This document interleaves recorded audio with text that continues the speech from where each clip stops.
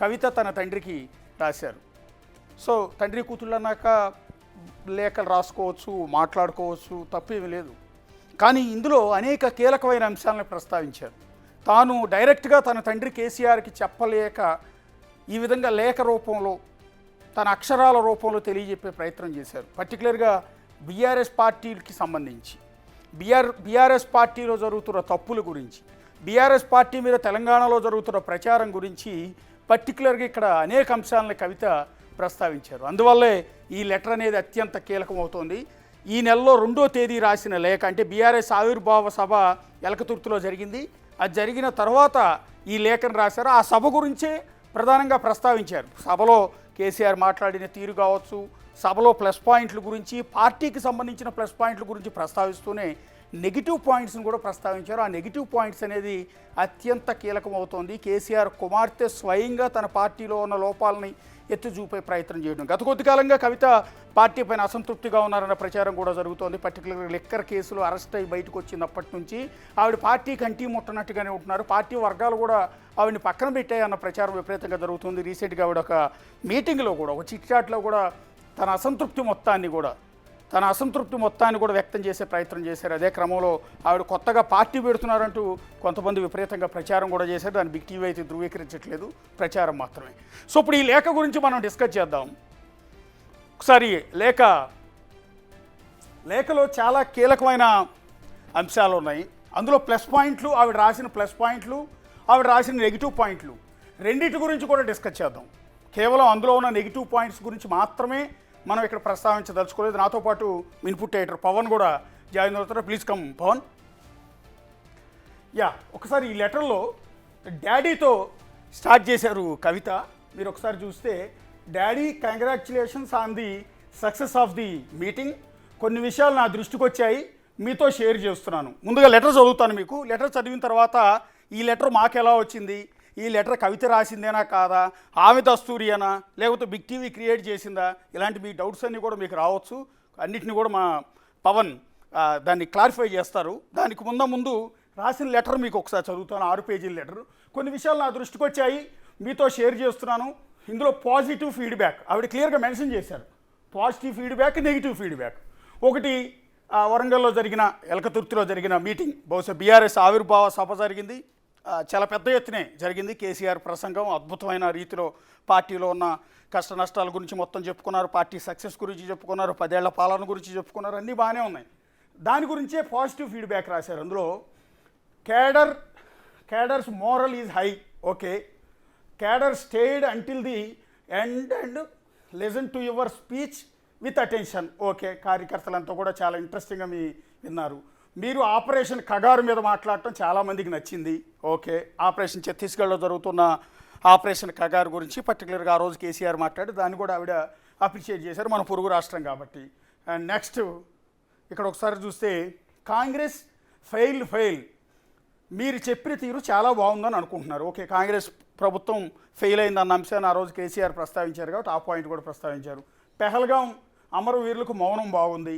పర్సనల్గా మీరు రేవంత్ రెడ్డి పేరు, ఒకసారి నెక్స్ట్ లెటర్. పర్సనల్గా మీరు, నెక్స్ట్ పేజ్, పర్సనల్గా మీరు రేవంత్ రెడ్డి పేరు తీసి తిట్టకపోవటం చాలామందికి నచ్చిన అంశం. ఆయన మిమ్మల్ని రోజు క్రిటిసైజ్ చేస్తున్నా కూడా మీరు హుందాగా ఉన్నారు అని ఫీడ్బ్యాక్ వచ్చింది, ఓకే. తెలంగాణ అంటే బీఆర్ఎస్, తెలంగాణ అంటే కేసీఆర్ అని మీరు బలంగా చెప్తారని చాలామంది అనుకుంటున్నారు. తెలంగాణ తల్లి విగ్రహం మార్చడం, తెలంగాణ గీతం విషయంలో మీరు మెన్షన్ చేస్తారని ఎదురు చూశారు. ఓవరాల్గా ఇంకొంచెం పంచి ఎక్స్పెక్ట్ చేశారు. But cadre and leaders are satisfied with the meeting, okay. Daddy, పోలీస్కు వార్నింగ్ కూడా వెల్ రిసీవ్డ్, ఓకే. నెక్స్ట్, ఇవన్నీ కూడా పాజిటివ్ పాయింట్స్ అన్నీ. ఇక నెగిటివ్ ఫీడ్బ్యాక్ ఇప్పుడు మనం డిస్కస్ చేయాల్సింది ఏంటంటే, అతి వివాదాస్పదమైంది తమ సొంత పార్టీలో ఉన్న లోటుపాట్ల గురించి కవిత, బహుశా పార్టీలో ఆవిడికి పెద్ద హోదా అంటూ పర్టికులర్గా ఏది లేనట్టుంది, అయినా కూడా పార్టీలో జరుగుతున్న కొన్ని తప్పులను ప్రస్తావించే ప్రయత్నం ఇక్కడ కవిత చేశారు. నెగిటివ్ ఫీడ్బ్యాక్ అని ఆవిడే రాశారు. ఇక్కడ పాజిటివ్ ఫీడ్బ్యాక్, నెగిటివ్ ఫీడ్బ్యాక్. అందులో ఒకటి, ఉర్దూలో మీరు మాట్లాడకపోవటం. కేసీఆర్ ఉర్దూలో కూడా మాట్లాడుంటే బాగుండేది, తప్పేమీ లేదు. తర్వాత వక్ఫ్ బిల్ మీద మీరు మాట్లాడకపోవటం. రీసెంట్గా వక్ఫ్ బిల్ అనేది పార్లమెంట్లో పాస్ చేశారు. సో దాని గురించి దేశవ్యాప్తంగా కొంత వివాదం జరిగింది. బీజేపీ ఏతర పార్టీలు అధికారంలో ఉన్న రాష్ట్రాల్లో ఆందోళన జరిగేదాన్ని వ్యతిరేకిస్తూ చాలామంది ఖండించారు వక్ఫ్ బిల్ని. సో అదంతా కూడా ఇంత వివాదం దేశవ్యాప్తంగా నడుస్తుంటే అది కూడా బీజేపీకి వ్యతిరేకం. బీజేపీ ముస్లింలకు వ్యతిరేకంగా తీసుకొచ్చిన వక్ఫ్ బిల్లు మీద మీరు మాట్లాడకపోవటం బాధాకరం. రెండోది బీసీ 42% అంశాన్ని మీరు విస్మరించారు, అంతేనా? బీసీలకు 42% అంశం విస్మరించారు. ఎస్సీ వర్గీకరణ అంశం మీద మాట్లాడకపోవటం, ఎస్సీ వర్గీకరణ మీద కూడా కేసీఆర్ ఆ రోజు మాట్లాడలా. బీసీ 42% రిజర్వేషన్ అంశం మీద కూడా మాట్లాడలేదు, దాన్ని మీరు విస్మరించారు. అండ్ దెన్ వక్ఫ్ బిల్ మీద మాట్లాడకపోవటం. ఇంత పెద్ద మీటింగ్కు మళ్ళీ పాత ఇన్ఛార్జెస్ను ఇవ్వడంలో వాళ్ళు పాత పద్ధతిలో తెలంగాణ ఉద్యమకారులకు సదుపాయాలు కల్పించలేదని ఫీడ్బ్యాక్ కొన్ని కాన్స్టిట్యున్సీల్లో వచ్చింది. ఇంత పెద్ద మీటింగ్ జరిగినప్పుడు మళ్ళీ పాత ఇన్ఛార్జెస్కు ఇన్ఛార్జెస్ను ఇవ్వడంతో ఉద్యమకాలం నాటి నుంచి ఉన్న నాయకులకు సరైన ప్రాధాన్యత దక్కలేదంటూ అక్కడ కొన్ని కాన్స్టిట్యున్సీలో ఫీడ్బ్యాక్ వచ్చింది. మళ్ళీ పాత ఇన్ఛార్జీలకే లోకల్ బాడీస్ ఎలక్షన్లో బీఫామ్స్ పార్టీ ఇస్తుంది అని ఇన్ఛార్జీలు చెప్పుకుంటున్నట్టు కొన్ని దగ్గర నుంచి తెలిసింది. ఇది చాలా క్లియర్గా మనం డిస్కస్ చేద్దాం. ఒకసారి లెటర్ చదివిన తర్వాత డిస్కస్ చేద్దాం. మళ్ళీ పాత ఇన్ఛార్జీలకు ఒకటి మీటింగ్ జరిగినప్పుడు పాత ఇన్ఛార్జెస్కి ఇవ్వడంతో వాళ్ళు పాత పద్ధతిలోనే తెలంగాణ ఉద్యమకారులకు సదుపాయాలు కల్పించడం ఫెయిల్ అయ్యారు. అది మీటింగ్కి సంబంధించి. పార్టీకి సంబంధించి మళ్ళీ పాత ఇన్ఛార్జీలకే లోకల్ బాడీ ఎలక్షన్లో బీఫామ్స్ పార్టీ ఇస్తుంది అని ఇన్ఛార్జీలు చెప్పుకుంటున్నట్టు కొన్ని దగ్గర నుంచి తెలిసింది. లోకల్ బాడీస్లో సర్పంచెస్గా పోటీ చేయాలనుకునే వాళ్ళు రిలాక్స్డ్గా ఉన్నారు. లోకల్ బాడీల్లో సర్పంచెస్గా పోటీ చేయాలనుకునేవాడు రిలాక్స్డ్గా ఉన్నారు. కానీ ఎంపీటీసీ, జడ్పీటీసీ, ఎంపీపీగా ఉండాలనుకునే వాళ్ళు నెక్స్ట్. ఇదంతా నెగిటివ్ ఫీడ్బ్యాక్. లోకల్ బాడీస్లో సర్పంచ్గా పోటీ చేయాలనుకునే రిలాక్స్డ్గానే ఉన్నారు, కానీ జడ్పీటీసీ, ఎంపీటీసీగా పోటీ చేయాలనుకునే వాళ్ళు ఇన్ఛార్జెస్ నుండి కాకుండా రాష్ట్ర పార్టీ నుంచి డైరెక్ట్గా బీఫామ్లు ఇవ్వాలని కోరుతున్నారు. ఈ ఇన్ఛార్జీల పెత్తనం తప్పించి ఇన్ఛార్జీలు కొంతమంది మాకే ఇస్తారని ప్రచారం చేసుకుంటున్న నేపథ్యంలో పార్టీ దెబ్బతింటోంది. కాబట్టి లోకల్ బాడీ ఎలక్షన్లో జడ్పీటీసీ, ఎంపీటీసీ అభ్యర్థులకు నేరుగా ఇన్ఛార్జీల నుంచి కాకుండా నేరుగా పార్టీ ఆఫీస్ నుంచే బీఫామ్స్ ఇవ్వాలని కోరుతున్నాను. కవిత రిక్వెస్ట్ పార్టీకి, తండ్రికి. మీరు స్టేజ్ మీదకి వచ్చే లోపల 2001 నుండి మీరు స్టేజ్ మీదకి వచ్చే లోపల 2001 నుంచి మీతో ఉన్న నాయకులకు మాట్లాడే అవకాశం ఇస్తే బాగుండేదని చాలామంది అన్నారు. అంటే పార్టీ పెట్టినప్పటి నుంచి కేసీఆర్ టీఆర్ఎస్ పార్టీ పెట్టినప్పటి నుంచి కూడా మీతో పాటు కలిసిన నాయకులకి, మీతో పాటు కలిసి పనిచేసిన పార్టీ నాయకులకి మాట్లాడే అవకాశం ఇచ్చి ఉంటే బాగుండేది అనేది ఇంకొక సజెషన్. ధూమ్ధామ్ కార్యకర్తలను ఆకట్టుకోవడంలో ఫెయిల్ అయ్యింది. ఎస్, ఆ రోజు ధూమ్ధామ్ ముందు అడౌట్ చేస్తుంటారు ఆటోమేటిక్గా బహిరంగ సభలో. సో దానికి ముందు జరిగిన ధూమ్ధామ్ ఫెయిల్ అయింది అనేది కవిత అభిప్రాయం. అండ్ బీజేపీ మీద మీరు కేవలం 2 నిమిషాలు మాత్రమే మాట్లాడటంతో చాలామంది ఫ్యూచర్లో పొత్తు పెట్టుకుంటారు అనే స్పెక్యులేషన్ మొదలుపెట్టారు. ఇది చాలా కీలకమైనది. ఆ రోజు బీఆర్ఎస్ ఆవిర్భావ సభలో కేసీఆర్ బీజేపీ గురించి కేవలం 2 నిమిషాలు మాత్రమే మాట్లాడటంతో చాలామంది ఫ్యూచర్లో బీజేపీతో పొత్తు పెట్టుకుంటారు అనే స్పెక్యులేషన్ మొదలైంది. ఇది అన్నది ఎవరో కాదు, ఏ కాంగ్రెస్ వాళ్ళు మాట్లాడుకుంటే ఈ పార్టీకి దుమ్మెత్తి పోసేవాళ్ళు. ఇంకో పార్టీ వాళ్ళు దీన్ని రైజ్ చేసి ఉంటే అనుమానాలు తలెత్తాయి, రకరకాల విమర్శల దాడి మొదలై ఉండేది. ఇక్కడ ఈ మాట అన్నది స్వయంగా కేసీఆర్ కుమార్తె కవిత. అండ్ నెక్స్ట్, పర్సనల్గా నాకు కూడా ఇంకా బలంగా మీరు మాట్లాడాలని ఉండే, నేను సఫర్ అయ్యాను కదా అందుకని కావచ్చు, బట్ ఇంకొంచెం మీరు బీజేపీని టార్గెట్ చేయాల్సిందేమో డాడీ. ఇక్కడ కూడా పర్సనల్గా నాకు కూడా ఇంకా బలంగా మీరు మాట్లాడాలని ఉండే, నేను సఫర్ అయ్యాను కదా అందుకని కావచ్చు, బట్ ఇంకొంచెం మీరు బీజేపీని టార్గెట్ చేయాల్సిందేమో డాడీ. అంటే పర్సనల్గా నేను టార్గెట్ అయ్యానంటే లిక్కర్ కేసులో ఆమెను బీజేపీ అరెస్ట్ చేయించింది అనేది ఆవిడ భావన. సో అదే క్రమంలో బీజేపీ నేను సఫర్ అయ్యాను కాబట్టి బీజేపీని ఇంకొద్దిగా టార్గెట్ చేయాల్సిందేమో డాడీ అని.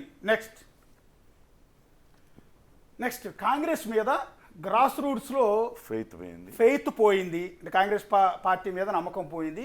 బీజేపీ ఆల్టర్నేటివ్ అవుతుందేమో అన్న ఆలోచన మన కేడర్ ఎక్స్ప్రెస్ చేస్తున్నారు. అంటే తెలంగాణలో నెక్స్ట్ బీజేపీ ఆల్టర్నేటివ్ పార్టీ అవుతుందని మన పార్టీలో డిస్కస్ చేస్తున్నారు. అండ్ ఎమ్మెల్సీ ఎలక్షన్స్లో మనం పోటీ చేయకుండా బీజేపీకి హెల్ప్ చేశామనే మెసేజ్ కాంగ్రెస్ బలంగా తీసుకెళ్ళింది. ఎమ్మెల్సీ ఎన్నికల్లో మనం పోటీ చేయకుండా బీజేపీకి హెల్ప్ చేశామనే ఆ మెసేజ్ కాంగ్రెస్ బలంగా తీసుకెళ్ళింది జనాల్లోకి. అంటే నమ్ముతున్నారు మనము బీజేపీ ఒకటే, మనము బీజేపీ, మీరు బీజేపీ గురించి ఎక్కువగా మాట్లాడకపోవటం వల్ల ఫ్యూచర్లో బీజేపీతో పొత్తు పెట్టుకుంటారనే ప్రచారం ఒక పక్క జరుగుతోంది. రెండో పక్క ఎమ్మెల్సీ ఎలక్షన్లో పోటీ చేయకపోవటం అనేది బీజేపీకి పరోక్షంగా హెల్ప్ చేసామన్న మెసేజ్ కాంగ్రెస్ పార్టీ జనాల్లోకి తీసుకెళ్ళింది. దానివల్ల నష్టం జరిగింది అనేది ఆవిడ చెప్పే ఉద్దేశం. ఈ పొలిటికల్ సినారియోను అడ్రస్ చేయడానికి మీరు specific programme or guideline ఇస్తారని అందరూ ఎక్స్పెక్ట్ చేశారు. At least now we can hold a plenary for 1 or 2 days. He has many opinions from elders and give them a guidelines. Okay, కొంచెం ఈ విషయం సీరియస్గా థింక్ చేయండి. Sorry for a long letter, చాలా పెద్ద లెటర్ రాసినందుకు క్షమించండి డాడీ అంటూ ఒక ప్లేనరీ లాంటిది ఏర్పాటు చేయాలి. ఈ సమస్యలన్నిటి గురించి కూడా డిస్కస్ చేయాలి మనం అంటూ ఒక సజెషన్ చేసి థ్యాంక్ యూ కవిత అని రాశారు. ఇంకొక పేజ్ కూడా ఉన్నట్టుంది, తీసారు ఒకసారి నెక్స్ట్ పేజ్. చాలామంది మీతో ఫోటో దిగాలని, చెయ్యి కలపాలని అంటుంటే చాలా హార్ట్ వార్మింగ్గా అనిపించింది. జడ్పీ చైర్మన్, ఎమ్మెల్యే లెవెల్ లీడర్స్లో చాలామంది మీ యాక్సెస్ దొరకట్లేదని బాధపడుతున్నారు. అంటే జడ్పీ చైర్మన్, ఎమ్మెల్యే లెవెల్ లీడర్స్లో చాలామంది కేసీఆర్ను కలవలేకపోతున్నారు. అంటే కేసీఆర్తో యాక్సెస్ ఉండటం లేదు, కేసీఆర్ మాట్లాడే అవకాశం ఇవ్వట్లేదు, అపాయింట్మెంట్ ఇవ్వట్లేదు అని బాధపడుతున్నారు. సెలెక్టివ్ యాక్సెస్ అని ఫీల్ అవుతున్నారు. Kindly reached out to everyone. కొంతమందికి మాత్రమే, అంటే వాళ్ళకి సెలెక్టెడ్గా కొద్దిమంది నాయకులను మాత్రమే కేసీఆర్ కలుస్తున్నారు.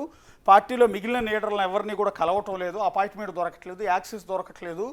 సో అది kindly reach out to everyone, ప్రతి ఒక్కరిని కలవటానికి ప్రయత్నించండి అని హార్ట్ఫుల్గా కవిత రాసిన లేఖ. ఇప్పుడు డౌట్స్ కొద్దాం. వ్యూయర్స్కి, టీవీ చూస్తున్న జనం అందరికీ కూడా ఒక డౌట్ వస్తుంది. ఒకవేళ ఇది అసలు కవిత రాసిన లెటర్ అయినా, ఫస్ట్ ఆఫ్ ఆల్ మీకు వచ్చే డౌట్, ఈ దస్తూరి ఒకసారి లెటర్ మొదటి పేజీకి రండి. ఈ దస్తూరి కవితదేనని మీరు ఎట్లా డిసైడ్ చేస్తారు? నంబర్ 2 మీ డౌట్. రెండోది, తండ్రికి కూతురు రాసిన లెటరు మీ చేతికి ఎట్లా వచ్చింది? ఇది మీకు మీరే రాసుకుని ఈ లైవ్లో చదువుతున్నారా? ఇవన్నీ సహజంగా మీకు వచ్చే డౌట్లు, పర్టికులర్గా బీఆర్ఎస్ వాళ్ళకి వచ్చే డౌట్లు. పవన్, ఫస్ట్ క్వశ్చన్, ఈ లెటర్ అసలు ఎలా వచ్చింది బిగ్ టీవీకి? కవితతో చాలా సన్నిహితంగా ఉండే వాళ్ళ ద్వారానే ఈ లెటర్ అందింది. వాస్తవానికి ఏప్రిల్ 27వ తారీఖున వాళ్ళు ప్లీనరీ నిర్వహించుకున్నారు, పెద్ద ఎత్తున సభ నిర్వహించుకున్నారు. సభ చాలా భారీ ఎత్తున సభ జరిగింది, చాలా సక్సెస్ అయింది. అక్కడి నుంచే మొదలుపెట్టింది ఆమె లేఖ అనేది రాయడం. అవును. అయితే ఈమె గతంలో కొన్ని లేఖలు రాసింది. ఈ చేతిరాత 100% కవితదే, 100% కవితదే. ఎందుకు అంటే ఈ లెటర్ మన దగ్గరకు వచ్చింది కూడా కవితకు చాలా సన్నిహితమైన వాళ్ళు, వాళ్ళ తండ్రికి రాసింది. అక్కడి నుంచే మనకు తీసుకొచ్చి, గతంలో ఆల్రెడీ కవిత రాసిన లెటర్లో ఉన్న దస్తూరి ఇప్పుడు ఇది సేమ్ ఉన్నది. ఆ రాసే తీరు కానీ అవంతా కూడా ఆమెను ఇంగ్లీషు తెలుగు రెండు మిక్స్ చేసి రాయడం, మొత్తం మీద కవితనే రాసింది అనుకున్నాం. అసలు ఫస్ట్ పేజ్ నుంచి ఒకసారి వస్తే, అంటే నా డౌట్ ఏంటంటే వెల్ ఎడ్యుకేటెడ్ కదా కవిత, బేసిక్ ఇంగ్లీష్లో రాస్తారు, అలాంటిది తెలుగు ఇంగ్లీష్ మిక్స్ చేసి ఎందుకు రాశారు కవిత? మామూలుగా ఆమె చేతి రాత అట్లనే ఉంటుంది. ఇంగ్లీష్లో అద్భుతంగా రాయగలుగుతుంది, ఇంగ్లీష్లో అద్భుతంగా మాట్లాడగలుగుతారు. తండ్రితో ఒకటి కన్వే చేయాలి అనుకున్నప్పుడు ఆమె నేరుగా తండ్రికి లేఖ రాసింది. ఎందుకు లేఖ రాసింది? తండ్రిని వెళ్ళి డైరెక్ట్గా కలవచ్చు కదా అనే అనుమానం కూడా చాలా. అదే కదా, తండ్రి కూతుళ్ళ మధ్య లేఖలేంటి? జైలు నుంచి విడుదలైన తర్వాత కవిత ఒక్కసారి మాత్రమే అక్కడికి వెళ్ళింది, ఎర్రవల్లి వ్యవసాయ క్షేత్రానికి వెళ్ళింది, కేసీఆర్ని కలిసింది. ఆ సమయంలో ఇద్దరు కూడా చాలా భావోద్వేగానికి గురయ్యారు.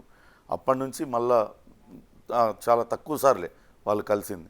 తర్వాత ఆమె చానాళ్ళు రాజకీయాలకు దూరంగానే ఉన్నారు. ఆమె తెలంగాణ జాగృతి కార్యక్రమాలకు కూడా చాలా దూరంగా ఉన్నారు. ఇటీవలే మళ్ళా జాగృతి కార్యవర్గాన్ని ప్రకటించారు, మళ్ళీ తిరిగి యాక్టివ్ అవుతున్నారు. ఇంకోటి ఈ లేఖలో ఇంపార్టెంట్ విషయం మనం చూసుకుంటే, అంటే ఒకటి ముందు రకరకాల డౌట్స్ అన్ని క్లారిఫై చేసిన తర్వాత మనం లెటర్కి వెళ్దాం. నేనేమంటానంటే, ఈ లెటర్లు రాసే కల్చర్ ఇంతకు ముందు ఉందా? అంటే తండ్రిని నేరుగానే కలవచ్చు కదా, కలిసి మాట్లాడవచ్చు కదా లోటుపాట్ల గురించి.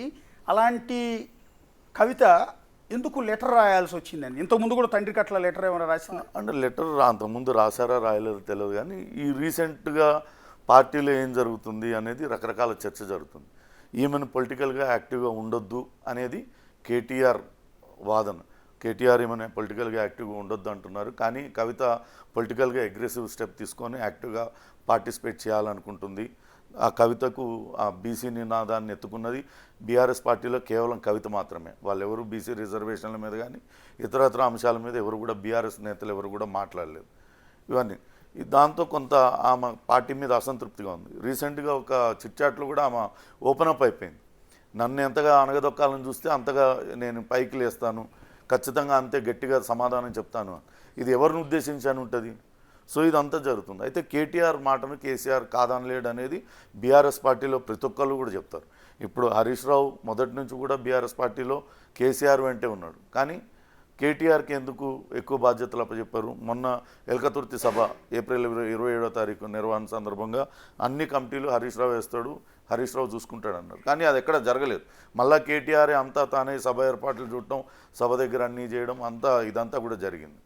సో ఆ నన్ను రాజకీయంగా ఎదగడంలో వీళ్ళ పాత్ర ఏమన్నా అణగదొక్కడంలో, లేకుంటే ఆమెను సప్రెస్ చేయడంలో, కొంతవరకు యాక్టివ్ కాకుండా ఉంచడంలో. ఇంకోటి ఏంటంటే ఇలాంటివి కేటీఆర్ అయినా కవిత అయినా ఇందులో ఉన్న లోపాలు, సరే పాజిటివ్ ఫీడ్బ్యాక్ అంటే ఓకే, మన సొరడబ్బా పరడబ్బా పరస్పర డబ్బా అని కేసీఆర్ అంటూ ఉంటారు. ఆ టైప్లో సొంత పార్టీ మీద భజన అదంతా వేరే విషయం, కానీ ఆమె చాలా కీలకమైన అంశాలను ప్రస్తావించారు. ఆ నెగిటివ్ డైరెక్ట్గా తండ్రికి చెప్పే ధైర్యం బహుశా కవితకి కేటీఆర్కి ఉండకపోవచ్చేమో కదా. ఎప్పుడు కూడా ఏదన్నా నెగిటివ్ చెప్పినా కానీ కేసీఆర్ తీసుకోరు అనేది పార్టీ సీనియర్ నాయకులే చెప్తారు. తెలంగాణలో ఇప్పుడు కవిత రాసింది ఇందులోనే, కేసీఆర్ అంటే తెలంగాణ, తెలంగాణ అంటే కేసీఆర్. అంతలా ఉన్న వ్యక్తి కొన్ని తీసుకోరు. ఇప్పుడు ఆమె లాస్ట్ పేజీలో ఒకటి రాసింది, kindly reach out to everyone. అసలు ఎవరికి లేదు సెలెక్టివ్ యాక్సెస్ అనేది. అది చాలా వరకు నిజమే కదా. అది కొంతమంది మంత్రులు ప్రగతి భవన్ అక్కడ దాకా వెళ్ళి ఆయన అపాయింట్మెంట్ లేక తిరిగి వచ్చేసిన సందర్భాలు కూడా చాలా ఉన్నాయి. ఆయన అపాయింట్మెంట్ ఉండగలిగితేనే లోపలికి వెళ్ళగలుగుతారు. కేవలం కొద్ది మందికి మాత్రమే ఆయన దగ్గర యాక్సెస్ ఉంటుంది.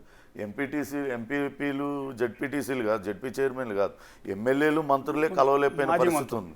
అటువంటిది ఆమె నేరుగా చెప్పాలంటే కొంత ఇబ్బందికర పరిస్థితి. ఇందులో ఉన్న అంశాలను కూడా చాలా కరెక్ట్గా రాసింది, ఎక్కడ కూడా ఎటువంటి తప్పు లేదు ఇందులో. ఈ లేఖలో ఆమె నిజంగా ఫీల్ అయింది. ఆ రోజు సామాన్య బీఆర్ఎస్ కార్యకర్త ఎలా ఫీల్ అయ్యాడు, చూస్తున్న వ్యూయర్.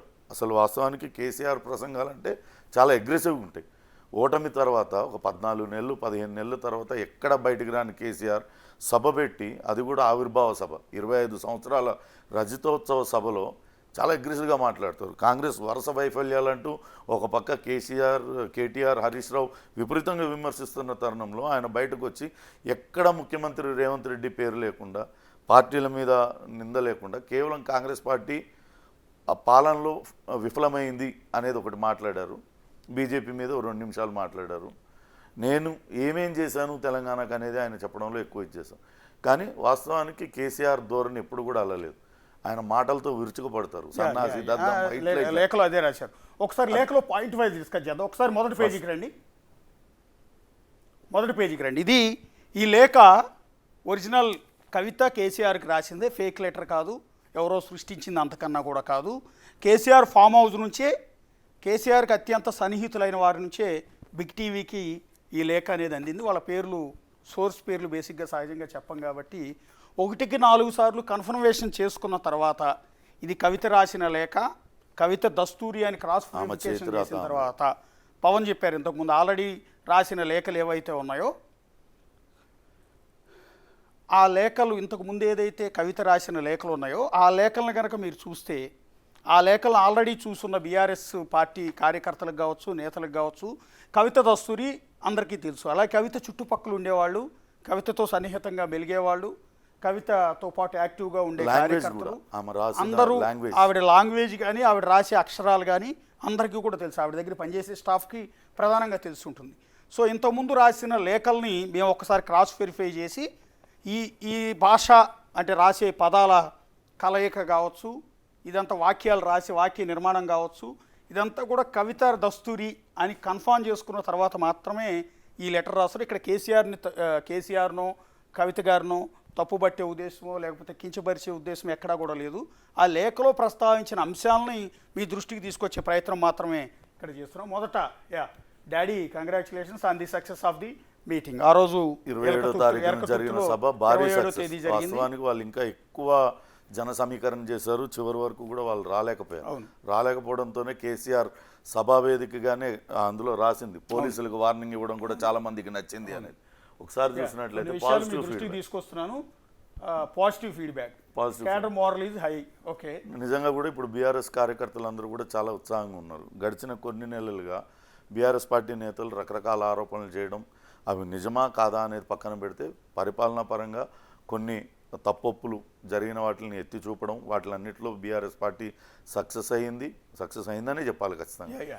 అటువంటి క్యాడర్ అంతా కూడా చాలా ఉత్సాహంగా ఉంది. నెక్స్ట్ టైం ఖచ్చితంగా తిరిగి మనమే ప్రభుత్వాన్ని ఫామ్ చేస్తాము అనే ఉత్సాహం వాళ్ళల్లో కనపడుతుంది. అది చాలా స్పష్టంగా ఆమె రాసింది. క్యాడర్ అంతా కూడా చివరి వరకు ఆ రోజు సభ కేసీఆర్ స్పీచ్ అనగానే ఆటోమేటిక్గా 2 గంటలు మాట్లాడినా వింటారు. కానీ ఆ రోజు ఆయన 45 నిమిషాలకే ఆగిపోయింది సభలో. ఇంకెవరు మాట్లాడలే, కేసీఆర్ మాత్రమే మాట్లాడారు. చివరి వరకు కూడా పూర్తిగా విన్నారు. అలానే ఆపరేషన్ కగార్ మీద ఆపరేషన్ కగార్ని నిలిపివేయాలంటే ఆయన డిమాండ్ చేశారు. వాస్తవానికి నక్సల్స్ పైన ఉక్కుపాదం తెలంగాణలో గతంలో మోపారు. అసలు తెలంగాణలో నక్సల్ ఇది లేకుండా చేయగలిగారు. కానీ ఇటీవల కాలంలో మావోయిస్టులు మొన్న ఒక లేఖ రాశారు, ఆపరేషన్ కగార్ను నిలిపివేయాలి, చర్చలు జరపాలి అనేది. ఆయన సభా వేదికగా ఆపరేషన్ కగార్ని నిలిపివేయాలి, అమాయక ఆదివాసీ జనాలందరినీ మట్టుబెడుతున్నారు, దీనిపైన ఆయన బహిరంగంగా మాట్లాడారు. అది నిజంగా కూడా కొన్ని ప్రజా సంఘాల వాళ్ళకి కానీ వామపక్ష భావజాలు ఉన్న వాళ్ళకి కానీ కేసీఆర్ ఈ అంశం పైన మాట్లాడతారని ఎవరు ఊహించలే. అటువంటిది ఆయన ఆ విషయం మాట్లాడేసరికి సహజంగానే అది అందరికీ కొంచెం ఎక్కింది. ఇంకోటి కాంగ్రెస్ ఫెయిల్ అని మీరు చెప్పింది చాలా బాగుంది. ఎందుకంటే కాంగ్రెస్ వేరు అంశాలపైన, విద్యుత్ దానిపైన కావచ్చు, వేరు వాటిపైన ఆయన అన్నీ మాట్లాడాడు. ప్రధానంగా రుణమాఫీ పైన మాట్లాడారు. అట్లనే ఎవరెవరికి రైతు బంధువుకి సంబంధించి పథకాలు అందరికీ రాలేదనేది ఒకటి ఆయన మాట్లాడారు. వీటిల్లో కొన్ని లోపాలు జరిగిన వాటిలన్నింటినీ ఎత్తు చూపి ఒక కేస్ స్టడీ లాగా ఒక్కొక్కరిని గురించి మాట్లాడారు. అదంతా అమరవీరులకు మౌనం. పర్సనల్గా ఇది ఇంపార్టెంట్. పర్సనల్గా మీరు రేవంత్ రెడ్డి పేరు నెక్స్ట్ పేజ్ పర్సనల్గా మీరు రేవంత్ రెడ్డి పేరు తీసి తిట్టకపోవటం చాలామందికి నచ్చిన అంశం. ఆయన మిమ్మల్ని రోజు క్రిటిసైజ్ చేస్తున్నా కూడా మీరు హుందాగా ఉన్నారు అనే ఫీడ్బ్యాక్ వచ్చింది. వాస్తవానికి ఆ రోజు మీటింగ్లో ఎంటైర్ అసలు రేవంత్ రెడ్డి పేరు ప్రస్తావించలేదు. సీఎం అన్నారు, చేతగాని ఇది అన్నారు, అట్లా వేరే అన్నారు. కానీ ఎక్కడా కూడా రేవంత్ రెడ్డి అనే పదం ఆయన నోటి వెంట పలకలేదు. ఆ రోజు వేరే మంత్రుల ప్రస్తావన తీశారు కానీ రేవంత్ రెడ్డి ప్రస్తావన మాత్రం తీయలేదు ఆ రోజు. అది చాలా సభానాయకుడిగా ఉన్న అసెంబ్లీకి రావడానికి కూడా కేసీఆర్ గతంలో ఆయన సీఎంగా ఉన్నప్పుడు అదే రేవంత్ రెడ్డిని ఎమ్మెల్యేగా అక్కడ చూడటానికి రేవంత్ రెడ్డి అక్కడ అసెంబ్లీలో మాట్లాడుతూ ఉంటే చూడటానికి కూడా ఇంట్రెస్ట్ చూపించేవాళ్ళు కదా. రేవంత్ రెడ్డిని తిట్టినన్ని తిట్లు ఎప్పుడు తిట్టుండవు. మొన్న సభలో కూడా మొత్తం అందరూ అదే ఎక్స్పెక్ట్ చేశారు, విరుచుకుపడతారు మాటలతోనే అని. కానీ ఎక్కడా కూడా చేయలేదు. ఎందుకు అయి ఉంటుంది అంటే వాస్తవానికి కాంగ్రెస్ పార్టీ అధికారంలోకి వచ్చిన తర్వాత అనూహ్యంగా కేసీఆర్ గాయపడ్డారు. ఆయన ఆసుపత్రిలో చికిత్స పొందారు. ఈయన ప్రమాణ స్వీకారం చేసిన తర్వాతే వెళ్ళి ఆయన్ని కలవడం ఇవన్నీ కూడా సరే. వివిధ అంశాల మీద కేసీఆర్ని నేరుగా విమర్శిస్తున్నారు.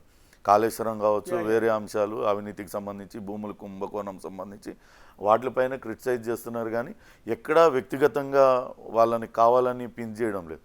అదే విషయాన్ని రేవంత్ రెడ్డి పలుమార్లు చెప్పారు.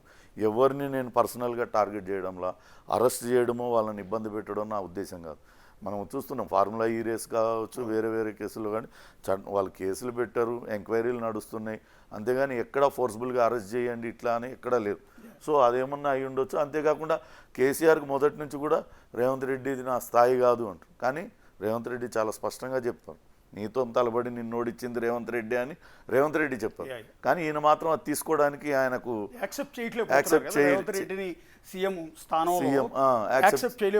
అందుకే ఆ రోజు బహుశా ఆయన కనీసం హుందాగా వ్యవహరించారు అని అంటున్నారు. కానీ చాలా మంది మాత్రం అట్లా తీసుకోలేదు. రేవంత్ రెడ్డి మీద బాగా విరుచుకుపడాలనే అనుకున్నారు ఆ రోజు సభలో. అది జరగలేదు. తెలంగాణ అంటే కేసీఆర్ మీరు బలంగా చెప్తారని చాలా మంది అనుకున్నారు. తెలంగాణ తల్లి విగ్రహం మార్చడం తెలంగాణ గీతం విషయం మీరు మెన్షన్ చేస్తారని ఎదురు వాస్తవానికి చూశారు. తెలంగాణ తల్లి విగ్రహం మార్పు మీద బీఆర్ఎస్ వాళ్ళు పెద్ద ఎత్తున ఆందోళన చేశారు. మళ్ళీ అధికారంలోకి వచ్చాక తీసి పడేస్తాం, తెలంగాణ తల్లిని బీదరాలుగా చేశారు, రకరకాల కామెంట్ చేశారు. కానీ వాస్తవానికి ఏంటి, తెలంగాణ సగటు ఆడపడిచే ఎలా ఉంటుందో ఆ రూపాన్ని చేయాలి. ఉద్యమంలో పాల్గొన్న విద్యార్థులు, యువత, లేకుంటే గృహిణులు అందరూ పాల్గొన్నారు. వాళ్ళ ఒక సామాన్య రూపం మన అనుకొని, అంటే బీఆర్ఎస్ సోషల్ మీడియా చేసిన ప్రచారం ఏంటంటే తెలంగాణ తల్లి విగ్రహం లాగా లేదు, తెలంగాణ తల్లి అది రేవంత్ రెడ్డి వాళ్ళ అమ్మాయి ఎలా అయితే ఉంటారు కూతురు కూతురులాగానే ఉన్నట్టు అవన్నీ కొంతమంది ప్రచారాలు చేశారు. ప్రచారం చేశారు. వాస్తవానికి ఏంటంటే అంతకుముందు తెలంగాణ తల్లి ఒక దేవతా రూపంలో ఉండేది, కానీ దాన్ని మార్చి ఒక సగటు తెలంగాణ మహిళ అంటే ఈ రూపాన్ని అటు ఆపాదించారు. ఐ మీన్ రేవంత్ రెడ్డి కూతురు లాగానే డిజైన్ చేశారు. దాని మీద మాట్లాడతారని అంటున్నారు, కానీ అది పాపం ఆయన ఎక్కడ కూడా మెన్షన్ చేయలేదు. తెలంగాణ గీతం విషయం కూడా ఇంకోటి పెద్ద కూడా వివాదం తెలంగాణ గీతాన్ని అంతకుముందు చాలా సభలు సమావేశాల్లో కేసీఆర్ ఏంటి ఆ క్యాడర్ మొత్తం పాడుకున్నది, జై జై హే తెలంగాణ అనేది. అది తెలంగాణ మంచి రాసింది. అవును. ఆయన ఇక్కడ పుట్టి ఇక్కడ పెరిగి ఇక్కడ ఆయన రాసిన పాటను ఆయన్ని ఎందుకు కాదంటారు? ఒకవేళ దానిపైన మాట్లాడుంటే కొంత అది నెగిటివే అయ్యేదేమో. అవును. ఎందుకంటే ఒక దళిత కవి, దళిత రచయిత రాసిన ఇది అందశ్రీ, అవును, తెలంగాణ బిడ్డ ఆయన గురించి కూడా ఏం మాట్లాడలేదు. ఓవరాల్ గా కొంచెం పంచ్ ఎక్స్పెక్ట్ చేశారు, but cadre and leaders are satisfied with the meeting. Okay, పోలీసులకు వార్నింగ్ అంటే అదే, వెల్ రిసీవ్డ్. ఓకే, ఆ పోలీసులకు వార్నింగ్ అనేది అదే, సభ దగ్గరికి జనాలను రానికుండా అడ్డుకుంటున్నారు, మీరు ఓవర్ యాక్షన్ చేస్తే మీ సంగతి చూస్తాననే వార్నింగ్ ఇచ్చారు. యా, ఇక్కడ నెగిటివ్ ఫీడ్బ్యాక్ చూద్దాం. ఇది ఉర్దూలో మాట్లాడకపోవటం. ఓకే, ఉర్దూ అంటే బేసిక్ గా మామూలుగా కేసీఆర్ ఎక్కడ పోయినా కానీ ఆయన తెలుగులో ఎంత అనర్గళంగా మాట్లాడతారు, ఉర్దూలో కూడా అంతే అనర్గళంగా మాట్లాడతారు. ఇటు వరంగల్ సైడ్ కూడా ఎక్కువ ముస్లిం కమ్యూనిటీ ఎక్కువ ఉంటుంది, టీఆర్ఎస్ క్యాడర్ కూడా బాగా ఎక్కువ ముస్లిం కమ్యూనిటీలో విపరీతమైన ఫాలోయింగ్. కాబట్టి కొంత ఉర్దూలో మాట్లాడాల్సి ఉంటే బాగుండేది. ఆయన అప్పుడప్పుడు సామెతలు కూడా చెప్తారు ఉర్దూలో, ఆ సామెతలన్నీ చెప్పకపోవడం అనేది కొంత వాళ్ళు ఒక్కసారి వక్ఫ్ బిల్ మీద మాట్లాడకూడదు. వాస్తవానికి మనం మొదటి నుంచి కూడా బీఆర్ఎస్ పార్టీ కొంత ముస్లింకి అనుకూలంగా ఉంటుంది, కానీ వక్ఫ్ బిల్ పైన నిజంగానే కేసీఆర్ మాట్లాడకపోవడం అనేది చాలా విస్మయకరమైన విషయం. ఎందుకంటే దేశవ్యాప్తంగా అన్ని ప్రతిపక్ష పార్టీలన్నీ కూడా వక్ఫ్ బిల్ని ఏదో ఒక సందర్భంలో వ్యతిరేకిస్తున్నాయి. వక్ఫ్ బిల్ పూర్తిగా అనుకూలంగా లేకపోయినప్పటికీ, పూర్తిగా వ్యతిరేకం కానప్పటికీ అంశాల వారీగా కొన్నిటిపైన విభేదిస్తూ ఉన్నాయి. ఇప్పుడు ఎంఐఎం లాంటి పార్టీలు అయితే పూర్తిగా విభేదిస్తున్నాయి. కాంగ్రెస్ పార్టీ ఎంఐఎం కి బీఆర్ఎస్ కి మధ్య మంచి సంబంధాలు ఉన్నాయి, డైరెక్ట్ పొత్తు పెట్టకపోయినా కూడా ఉండేవి. ఇప్పుడు కొంత వాళ్ళు కాంగ్రెస్ కి అనుకూలంగా ఉంటున్నారనే ఇది కూడా ఉంది. లాస్ట్ 10 ఏళ్ళు ఎంఐఎం బీఆర్ఎస్ దగ్గరగానే ఉంది కదా. అసదుద్దీన్ ఓవైసీ అనేక సందర్భాలు అక్బరుద్దీన్ ఓవైసీ వాళ్ళిద్దరు చేశారు కూడా కదా. సో అలాంటిది వక్ఫ్ బిల్ మీద కేసీఆర్ ఎందుకు మాట్లాడలేదు అనేది ఈ ప్రశ్న మేము కాదు రైజ్ చేస్తున్నది, కేసీఆర్ కుమార్తె కవిత రైజ్ చేసిన పాయింట్ అది. వక్ఫ్ బిల్ మీద మీరు ఎందుకు మాట్లాడలేదు? పైగా వక్ఫ్ బిల్ తీసుకొచ్చింది ఎవరు? BJP government. కాబట్టి బీజేపీ మీద పోరాటం చేస్తున్నామని చెప్తున్న బీఆర్ఎస్ ఎందుకు వక్ఫ్ బిల్ మీద ఎందుకు మాట్లాడలేదు కేసీఆర్ అనేది కవిత రైజ్ చేసిన వాల్యుబుల్ పాయింట్. నెక్స్ట్ ఇంకోటి బీసీ రిజర్వేషన్ 42% అంశం తెలంగాణలో కాంగ్రెస్ పార్టీ చాలా ప్రతిష్టాత్మకంగా తీసుకుంది. బీసీ రిజర్వేషన్ కులగణన అనేది కూడా ఇక్కడ నుంచే మొదలైంది. ఇక్కడ కులగణన చేస్తామని చెప్పిన తర్వాతే తెలంగాణలో ఇంకా ఎవరైనా బీసీ వాదాన్ని ఎత్తుకున్నారంటే కవిత మాత్రమే. కవిత బీసీలకు న్యాయం చేయాలి, సామాజిక న్యాయం జరగాలి, బీసీ రిజర్వేషన్లు కల్పించాలంటూ కవిత ఆమె జాగృతి తరపున ఆమె వ్యక్తిగతంగా కూడా చాలాసార్లు చేశారు.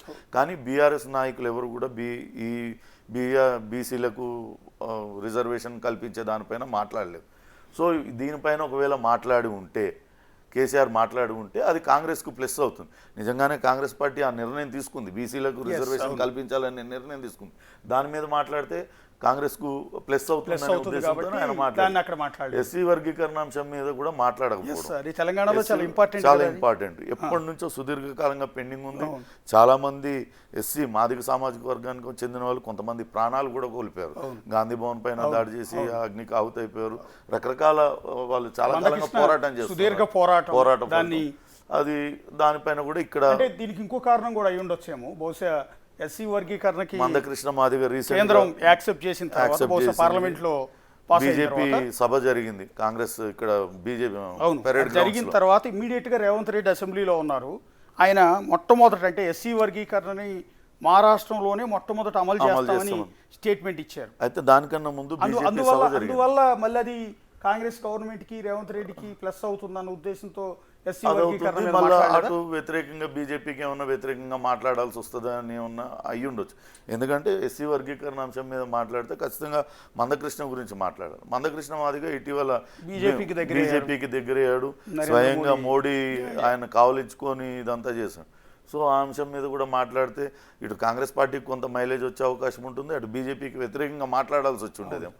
సో అందుకని ఇది చేశారు. అంటే ఆవిడ ఎక్స్పెక్ట్ చేయటం ఏంటంటే ఈ కీలకమైన అంశం ఇవన్నీ వక్ఫ్ బిల్ మీద మీరు మాట్లాడుంటే బాగుండేది, బీసీ రిజర్వేషన్లు 42% అంశాన్ని ఎందుకు విస్మరించారు, ఎస్సీ వర్గీకరణ అంశం మీద మీరు మాట్లాడకపోవటం అనేది కరెక్ట్ కాదు అనేది ఆవిడ సజెస్ట్ చేస్తుంది. తర్వాత ఇంత పెద్ద మీటింగ్కు మళ్ళీ పాత ఇన్ఛార్జెస్ను ఇవ్వటంతో వాళ్ళు పాత పద్ధతిలో తెలంగాణ ఉద్యమకారులకు సదుపాయాలు కల్పించలేదని ఫీడ్బ్యాక్ కొన్ని కాన్స్టిట్యున్సీల నుంచి వచ్చింది. పాత ఇన్ఛార్జీలు అంటే అంతకుముందు ఎవరెవరైతే కొంచెం కేసీఆర్కి దగ్గరగా ఉండి పార్టీ బాధ్యతలు చూస్తున్నారో తిరిగి వాళ్ళకి ఈ సభ నిర్వహణ బాధ్యతలు ఇవ్వడం. వాస్తవానికి ఈమె లేవనెత్తిన ఈ అంశం కేవలం కొన్ని నియోజకవర్గాలకు పరిమితం కాదు. 2001లో పార్టీ మొదలైనప్పుడు గాదే ఇన్నయ్య, జయశంకర్ సార్ లాంటి వాళ్ళు ఇంకా చాలామంది ఉన్నారు. వాళ్ళందరూ పార్టీ నిర్మాణం జరిగి పార్టీ బలపడుతున్న క్రమంలో మెల్లమెల్లగా సైడ్ ట్రాక్ చేస్తారు, వాళ్ళని విస్మరించారు పూర్తిగా. ఆఖరికి కొండా లక్ష్మణ్ బాపూజీ చనిపోతే కనీసం ఆయన మృతదేహాన్ని చూడటానికి కూడా రాలేదనే విమర్శ అటు సొంత పార్టీల వాళ్ళు కూడా అప్పట్లో చేశారు. జయశంకర్ సార్ చనిపోయినప్పుడు వెళ్ళారు, జయశంకర్ సార్ పైన కూడా కేసీఆర్ చాలా అగౌరవపరిచారు అనే చర్చ కూడా పార్టీలో అంతర్గతంగా జరిగింది. ఈయన కేసీఆర్ గారి దగ్గర పిఏగా చేశారు, ఆ తర్వాత ఎమ్మెల్సీగా చేసిన కపిల్ భాయ్, దిలీప్ కుమార్ 2 పుస్తకాలు రాశారు. 2 పుస్తకాల్లో కూడా జయశంకర్ సార్ని కేసీఆర్ ఏ రకంగా అవమానించారు, తెలంగాణ ఉద్యమకారులందరూ తెలంగాణ పార్టీకి టీఆర్ఎస్ పార్టీయా ఇప్పుడు బీఆర్ఎస్ పార్టీ మారిన దానికి ఎందుకు దూరం అయిపోయారనే దానికి చాలా స్పష్టంగా అందులో రాశారు. ఇదే విషయాన్ని మళ్ళోసారి ప్రస్తావించింది. తెలంగాణ ఉద్యమకారులకి మొదటి నుంచి ఉన్న ఉద్యమకారులకి ఇప్పుడు పార్టీలో చోట్లేదు. మొదటిసారి గెలిచినప్పుడే బీఆర్ఎస్ పార్టీలో 2 రకాలైంది. ఒకటి ఉద్యమ తెలంగాణ, రెండోది బంగారు తెలంగాణ. టీడీపీ నుంచి వచ్చిన వాళ్ళకి అప్పట్లో ఉద్యమాన్ని బలంగా వ్యతిరేకించి వేరే పార్టీల నుంచి వచ్చిన వాళ్ళకి వెంటనే వాళ్ళకి అందలం ఎక్కియడం, వాళ్ళకి మంత్రి పదవులు ఇవ్వడం, వాళ్ళందరినీ బీటీ బ్యాచ్ అని పిలుచుకునేవాళ్ళు. అదంతా బహిరంగ రహస్యమే. ఉన్న తెలంగాణ ఉద్యమకారులకు ఎక్కడ కూడా సరైన గుర్తింపు దక్కట్లేదు. మరోసారి అదే అక్కడ సభా వేదిక పైన జరిగింది. భారీ సభా వేదిక వేశారు, పెద్ద స్టేజ్, 500 మందికి పైగా కూర్చునేటట్టు వేశారు. అందులో లీడర్లు, మాజీ ఎమ్మెల్యేలు, ప్రస్తుతం ఉన్న ఎమ్మెల్యేలు, ఇతర నాయకులు, రాష్ట్ర స్థాయి నాయకులే కూర్చున్నారు తప్పితే వీళ్ళెవరిని కూడా పట్టించుకోలేదనేది ఆమె. లోకల్ బాడీస్లో బీఫామ్స్ ఇదొకటి కొంచెం చూడాల్సిన. ఇది మళ్ళీ పాత ఇన్ఛార్జీలకే లోకల్ బాడీ ఎలక్షన్స్లో బీఫామ్స్ పార్టీ ఇస్తుంది అని ఇన్ఛార్జీలు చెప్పుకుంటున్నట్టు కొన్ని దగ్గర నుంచి తెలిసింది. ఇప్పటికే లోకల్ బాడీ ఎలక్షన్స్ అసలు వాస్తవానికి అయితే ఈ పార్టీకి జరగాలి, మరి వచ్చే నెల ఆ పై నెలలోనో జరుపుతామని అంటున్నాం. చాలాసార్లు గ్రామాలలో సర్పంచ్లు అనుకోండి, సర్పంచ్లు ఇందాక ఇంకో కింద కూడా రాసింది, సర్పంచ్లుగా పోటీ చేయాలనుకునే వాళ్ళు చాలా రిలాక్స్డ్గా ఉన్నారు, అంటే మేము గెలుస్తామనే ధీమాతో ఉన్నారనేది ఆమె ఒపీనియన్. క్షేత్రస్థాయిలో ఎంపీటీసీ, జెడ్పీటీసీ, ఎంపీపీగా ఉండాలనుకునే వాళ్ళు. ఒకసారి నెక్స్ట్ పేజ్.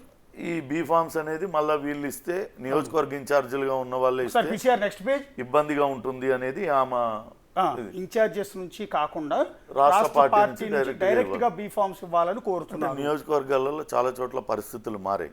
అప్పట్లో మొదటి నుంచి ఉన్న లీడర్లను కాదని మధ్యలో పార్టీలో చేరిన వాళ్ళు వాళ్ళ అనుకూలమైన వ్యక్తులకి వాళ్ళని ఎంపీటీసీలుగా వాళ్ళని జెడ్పీటీసీలుగా ఇస్తే మొదటి నుంచి పార్టీలో ఉన్న వాళ్ళం మేమందరం నష్టపోతాం. కాబట్టి మొదటి నుంచి పార్టీ కోసం పనిచేసిన వాళ్ళని, ఉద్యమ సమయం నుంచి పనిచేసిన వాళ్ళని గుర్తించి రాష్ట్ర నాయకత్వమే ఇక్కడ బీఆర్ఎస్ భవన్ నుంచి ఇస్తే సరైన న్యాయం జరుగుతుంది. మళ్ళీ పాత ఇన్ఛార్జీలకి ఇస్తే దానివల్ల పెద్ద ఉపయోగం ఉండదు, మళ్ళీ వాళ్ళ అనుకూలమైన వాళ్ళకి ఇస్తారు. ఇదొకటి కొంచెం టెన్షన్ పడుతున్నారు. సర్పంచ్లు అంటే పార్టీలతో సంబంధం లేదు, పార్టీలు సపోర్ట్ చేస్తాయి కావచ్చు కానీ పార్టీ సింబల్ ఉండదు కాబట్టి దానికి వాళ్ళందరూ రిలాక్స్డ్గానే ఉన్నారు, గెలుస్తామనే ధీమాతో ఉన్నారు. ఇందాక మీరు రైజ్ చేసిన పాయింట్, మీరు స్టేజ్ మీదకి వచ్చే లోపల 2001 నుంచి మీతో ఉన్న నాయకులకు మాట్లాడే అవకాశం ఇస్తే బాగుండేదని చాలా మంది అన్నారు. ఇది కూడా ధూమ్ధామ్ కార్యక్రమాలు ఆకట్టుకోవడంలో ఫెయిల్ అయ్యారు. 2 కలిపి చూడాలి. సభ సాయంత్రం సమయంలో ఎక్కడో జరిగింది. ఉదయం 10 గంటల నుంచి పెద్ద ఎత్తున జనం అందరూ కూడా చేరుకున్నారు. ఈ కార్యక్రమాలు ధూమ్ధామ్ కళాకారుల కార్యక్రమాలన్నీ కూడా 1 గంట 2 నుంచి స్టార్ట్ అయ్యాయి సాయంత్రం దాకా. ధూమ్ధామ్ కార్యక్రమంలో కూడా ఆ రోజు గొడవ అయింది. రసమై బాలకిషన్ అటు ఆయన మొదటి నుంచి కూడా ఈ ధూమ్ధామ్తోనే ఆయన తెర మీదకి వచ్చారు. తెలంగాణ ఉద్యమం సమయంలో ఆయన పాడిన పాటలు చాలామందిని ఆకట్టుకున్నాయి. దాంతోనే ఆయన మానకొండూరు ఎమ్మెల్యే కూడా అయ్యారు. ఇక్కడ సాంస్కృతిక మండలి చైర్మన్గా కూడా చేశారు. ఆ రోజు సభా వేదిక పైన ధూమ్ధామ్ కార్యకర్తలు ఆ పాటలు పాడుతున్న తరుణంలో వేరే ఒక గ్రూప్కి సంబంధించిన గాయకులు కొంతమంది వచ్చి పాటలు పాడటానికి ప్రయత్నించడం, వాళ్ళందరినీ రస్మై బాలకృష్ణ బయటకు వెళ్ళగొట్టడం, ఇదంతా కొంత గందరగోళం చోటు చేసుకుంది. అట్లనే మొదటి నుంచి ఉన్న నాయకులు ఎవరు కూడా మాట్లాడలేదు, అసలు ఎవరు మాట్లాడలేదు. కేటీఆర్, హరీష్ రావుతో సహా బీఆర్ఎస్ నేతలు ఎవరు కూడా మాట్లాడలేదు. కేవలం ఆ సభలో కేసీఆర్ ఒక్కళ్ళే వచ్చారు, మాట్లాడారు, వెళ్ళిపోయారు. ఇది జరిగింది. మొదటి నుంచి వాళ్ళకి మాట్లాడే అవకాశం ఇచ్చుంటే ఇంతటి పెద్ద సభ కదా, 25 సంవత్సరాలు పార్టీ ఉంది, ఆ పార్టీ సభలో మాట్లాడితే బాగుండేదని. ఇక్కడికి చాలా కీలకమైంది. నెక్స్ట్ లైను చాలా కీలకమైంది, అత్యంత వివాదాస్పదమైంది. తెలంగాణలో జరుగుతున్న డిస్కషన్, తెలంగాణలో బీఆర్ఎస్ మీద వస్తున్న ఆరోపణ, పర్టికులర్గా కేసీఆర్ మీద, కేటీఆర్ మీద, హరీష్ రావు మీద వస్తున్న కొన్ని ఆరోపణలకు ఊతం ఇచ్చేలా ఇవాళ ఈ కామెంట్ అనేది ఉంది. బీజేపీ మీద మీరు కేవలం 2 నిమిషాలు మాత్రమే మాట్లాడటంతో చాలామంది ఫ్యూచర్లో పొత్తు పెట్టుకుంటారు అనే స్పెక్యులేషన్ మొదలు పెట్టారు. పర్సనల్గా నాకు కూడా ఇంకా బలంగా మీరు మాట్లాడాలని ఉండే, నేను సఫర్ అయ్యాను కదా అందుకని కావచ్చు, బట్ ఇంకొంచెం మీరు బీజేపీని టార్గెట్ చేయాల్సిందేమో డాడీ. ఇక్కడ కీలకమైంది ఏంటంటే బీజేపీ గురించి 2 నిమిషాలు మాత్రమే మాట్లాడారు, ఇంకెక్కువసేపు మాట్లాడుంటే బాగుండేది, అలా మాట్లాడకపోవటం వల్ల బీజేపీతో మీరు పొత్తు పెట్టుకుంటారు అన్న ప్రచారం, స్పెక్యులేషన్ నడుస్తోంది అనేది ఆవిడ అన్న. చూడాలి, పర్సనల్గా నాకు కూడా ఇంకా బలంగా మీరు మాట్లాడాలని ఉండే, నేను సఫర్ అయ్యా కదా అంటే లిక్కర్ స్కామ్లో ఆమె జైల్లో ఉండడం, దాదాపు 3-4 నెలలు జైల్లో ఆమె గడిపారు. పూర్తిగా డిప్రెస్ అయిపోయి ఆమె జైలు నుంచి కూడా బయటికి చాలా బాధాకర పరిస్థితులు. అప్పుడే రకరకాల స్పెక్యులేషన్స్ వచ్చినాయి. ఇప్పుడు కొత్తగా ఈ సభతో వచ్చేది ఏం లేదు. అప్పట్లో బీజేపీతో రాజీ పడ్డారు కాబట్టి బీజేపీని విమర్శించడం, ఎప్పుడు కూడా కవిత అరెస్ట్ తర్వాత బీజేపీ మీద అగ్రెసివ్గా ఏ ఒక్క పార్టీ నాయకుడు కూడా కామెంట్ చేయలేదు, వాళ్ళ మీద వ్యతిరేకంగా మాట్లాడలేదు. అప్పుడు నుంచి ఇంకొంచెం మాట్లాడాల్సి ఉండేదేమో అంటున్నారు. బీజేపీతో పొత్తు అనేది, బీజేపీ వాస్తవానికి మొన్న ఎలక్షన్ చూసుకుంటే ఎంపీ ఎలక్షన్ కావచ్చు, అంతకుముందు ఎలక్షన్, బీజేపీకి గణనీయమైన సీట్లు వచ్చినాయి. ఎంపీ సీట్లు 8 వచ్చాయి. ఇవి ఎమ్మెల్యే సీట్లు కూడా దాదాపుగా బాగానే వచ్చాయి. ఎంపీ సీట్లలో ఎక్కడా కూడా బలమైన పోటీ అసలు బీఆర్ఎస్ పార్టీ నేతలు ఎక్కడ కూడా ఇవ్వలేరు. అవంతా కూడా లోపాయికారిగా బీజేపీకే సపోర్ట్ చేశారనే చర్చ పెద్ద ఎత్తున నడిచింది. బీఆర్ఎస్ ఓట్ బ్యాంక్ అంతా కూడా బీజేపీకే ట్రాన్స్ఫర్ అయింది ఆ సమయంలో. ఇంకా ఇప్పుడు నేరుగా పొత్తు పెట్టుకోకపోయినా కానీ లోపాయికారిగా జరగాల్సింది. ఆ ఎన్నికల్లో రేవంత్ రెడ్డి కావచ్చు, కాంగ్రెస్ పార్టీ సీనియర్ నేతలు ఎవరైనా కూడా చేసిన ప్రచారం ఏంటంటే బీఆర్ఎస్ బీజేపీకి బీ టీం.